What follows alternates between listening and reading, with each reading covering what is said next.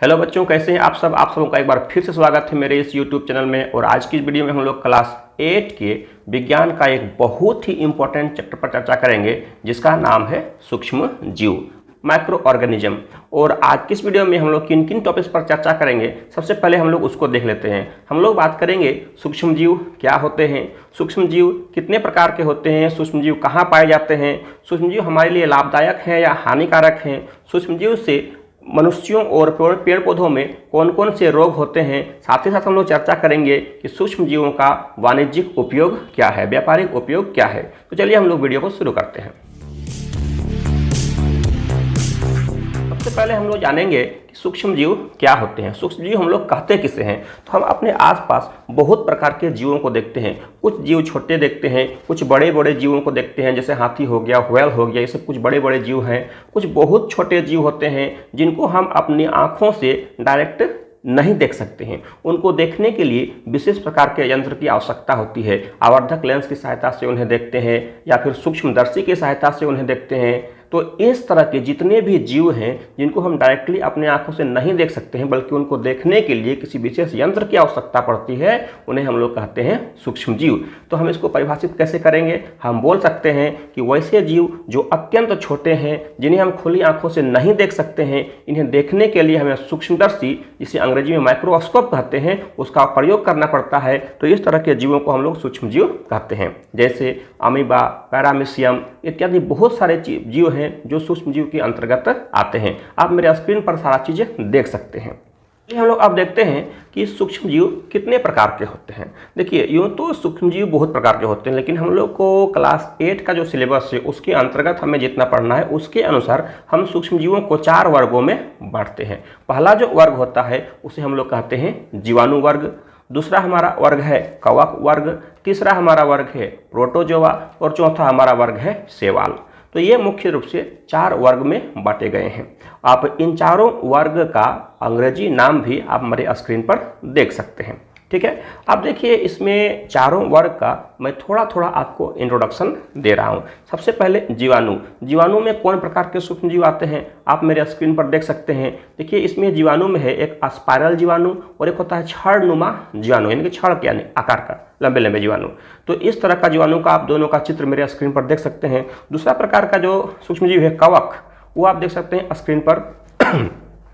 राजोपस, जिसको हम लोग ब्रेड मोल्ड भी कहते हैं, उसके बाद पेनिसिलियम, उसके बाद एस्परजिलस, ये सब क्या है, कवक वर्ग का सूक्ष्म जीव है। उसके बाद आता है प्रोटोजोआ। प्रोटोजोआ वर्ग का सूक्ष्म जीव कौन कौन सा है आप उसे भी मेरे स्क्रीन पर आसानी से देख सकते हैं। उसमें है अमीबा है, पैरामीशियम है इत्यादि, जो है वो कवक वर्ग का सूक्ष्म जीव है। उसके बाद है शैवाल।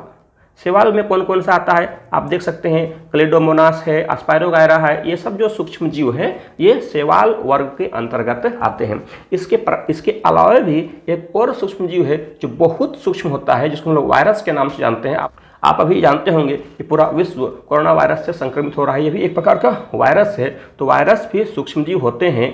वायरस जीवाणुओं से भी छोटे आकार के होते हैं, इस चीज़ को हमेशा याद रखेंगे।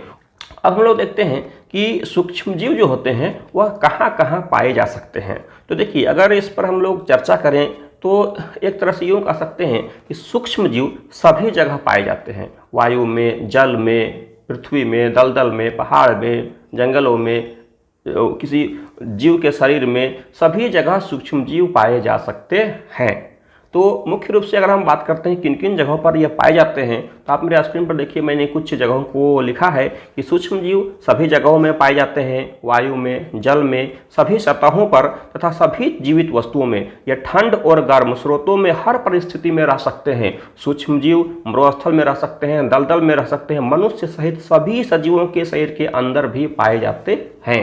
मतलब सूक्ष्म जीव एक तरह से हम एक शब्दों में बोले, एक लाइन में बोले तो हम बोल सकते हैं कि सूक्ष्म जीव सभी जगह पाए जाते हैं।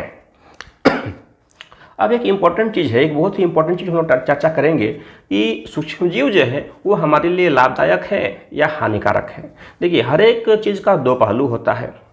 एक तरफ सूक्ष्म जीव हमारे लिए जहाँ लाभदायक हैं, वहीं दूसरी तरफ सूक्ष्म जीव हमारे लिए हानिकारक भी हैं। बोलेंगे कैसे, तो देखिए, बहुत सारी खाद्य पदार्थ जो है वो सूक्ष्म जीव के सहायता से या सूक्ष्म जीव के बिना नहीं बन सकते हैं। जैसे आप जान सकते हैं कि बहुत लोग घर में इडली बनाते हैं, डोसा बनाते हैं, तो ये सब जो है वह सूक्ष्मजीव के द्वारा ही संभव हो सकते हैं। इसके बाद आप सभी जानते होंगे कि दूध से दही बनता है, तो दूध से दही बनाने के लिए भी हमारा सूक्ष्मजीव का ही इस्तेमाल होता है। दही में लैक्टोबैसिलस नामक जीवाणु होता है जो दूध को दही में बदलने में सहायता करता है। तो इस तरह से हम बोल सकते हैं कि सूक्ष्मजीव हमारे लिए लाभदायक है। साथ ही साथ हम यह भी बोल सकते हैं कि बहुत तरह की जो दवा होते हैं, औषधि होते हैं, उनके निर्माण में भी सूक्ष्मजीव का मदद लिया जाता है, तो ये हमारे लिए लाभदायक होंगे। लेकिन इसके दूसरी तरफ यदि हम बात करते हैं तो बहुत सारी ऐसी बीमारियां हैं जिसका कारण ये सूक्ष्मजीव है। हैजा है, चेचक है, पोलियो है, मिजिल्स है, ये सारे तरह के बीमारी का जो मुख्य वजह है वो ये सूक्ष्मजीव है। तो हमारे लिए सूक्ष्मजीव लाभदायक भी हैं और हमारे लिए सूक्ष्मजीव हानिकारक भी हैं। एक और इम्पॉर्टेंट चीज़ मैं यहाँ पर आपको बताना चाहता हूँ कि सूक्ष्मजीव का हमारे लिए एक और उपयोग है, वह है नाइट्रोजन के स्थिरीकरण में।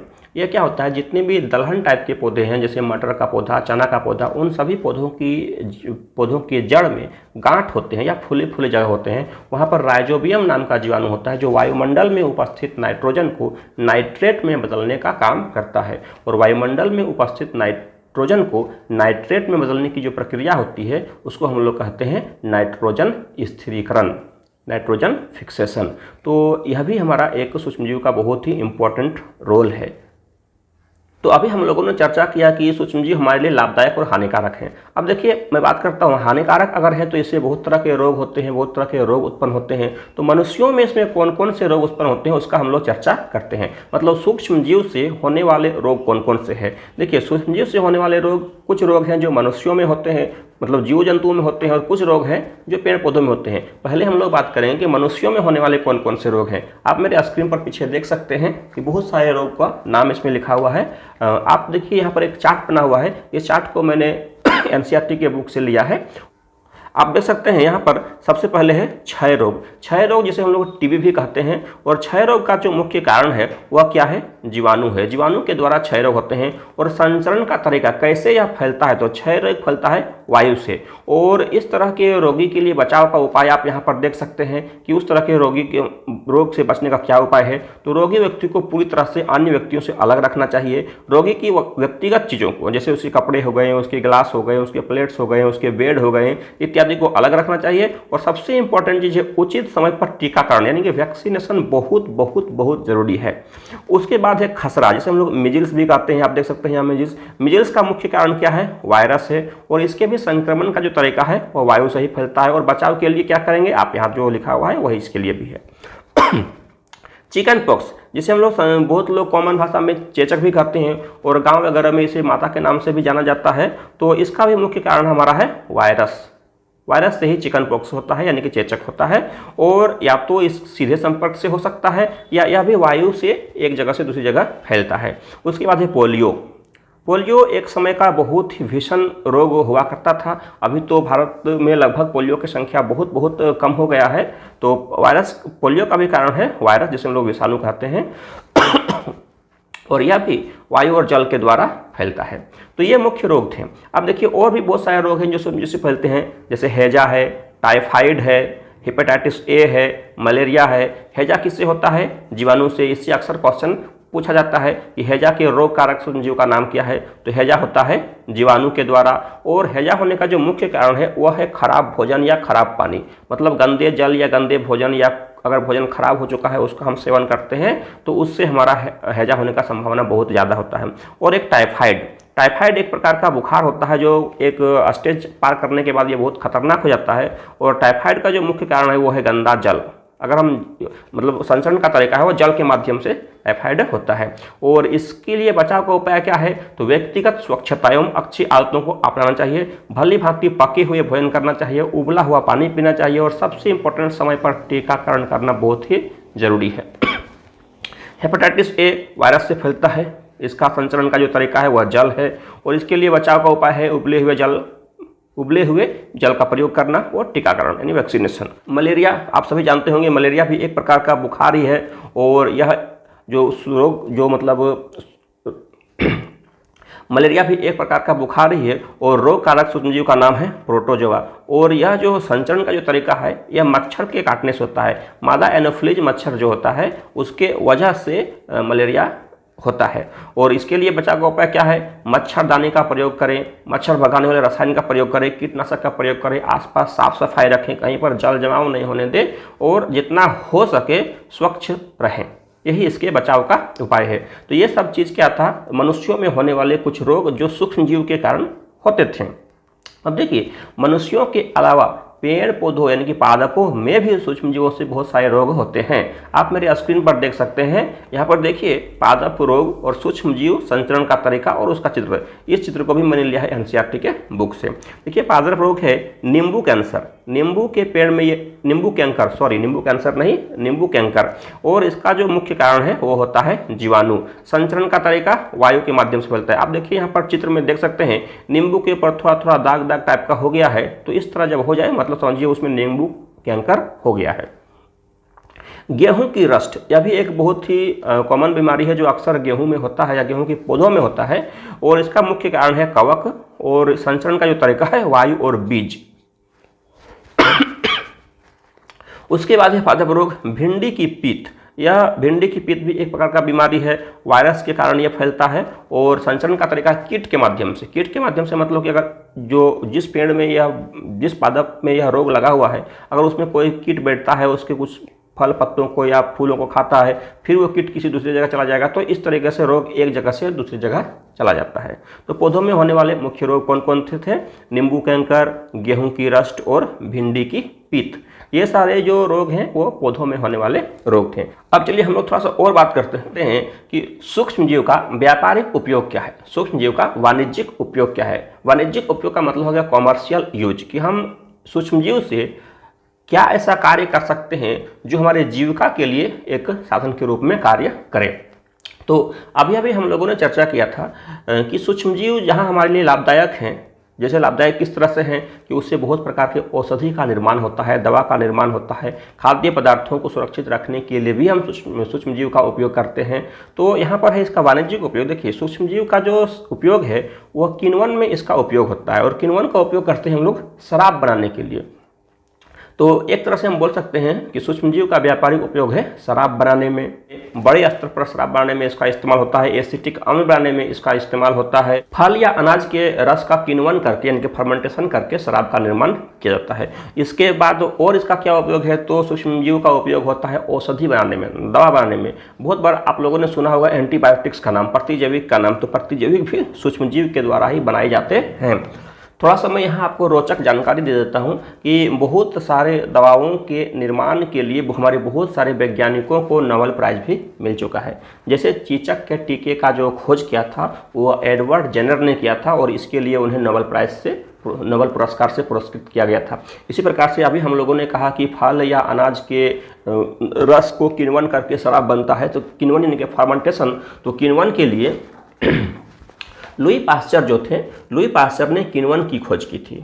उसके बाद अभी हम लोगों ने बात किया प्रतिजैविक का, एंटीबायोटिक्स का। तो एंटीबायोटिक जो थे वो अलेक्जेंडर फ्लेमिंग नाम के एक वैज्ञानिक थे, उन्होंने प्रतिजैविक का खोज किया, और सबसे पहले जो उन्होंने प्रतिजैविक बनाया उसका नाम उन्होंने रखा पेनिसिलिन। याद रखेंगे कि पहला एंटीबायोटिक्स कौन सा था, पेनिसिलिन, और इसका आविष्कार किसने किया था, अलेक्जेंडर फ्लेमिंग ने।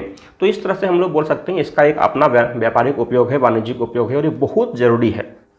चलिए हम लोग अब आगे बढ़ते हैं और बात करते हैं कि खाद्य पदार्थों के परिरक्षण में किस तरह से हमारा सूक्ष्मजीव हमारा मदद करता है। तो ये चीज़ जानने से पहले हम लोग बात करेंगे खाद्य पदार्थों का परिरक्षण का मतलब क्या हुआ, संरक्षण का मतलब क्या हुआ। तो खाद्य पदार्थों के संरक्षण से पहले हम लोग जानेंगे संदूषण। संदूषण मतलब एक तरह से उसका खराब हो जाना। तो देखिए जब हम लोग बहुत तरह के खाद्य पदार्थों को खाते हैं, आपने देखा होगा कि जब कुछ खाद्य पदार्थों को कुछ समय के लिए छोड़ दिया जाता है तो वह खाने लायक नहीं रहता है। जैसे उसमें विचित्र प्रकार का गंध आ जाता है, उसके रंग में परिवर्तन हो जाता है, सड़ने लगता है। तो इस तरह का जो भोजन होता है जो कि खाने लायक नहीं होता है उसे हम लोग कहते हैं संदूषित भोजन।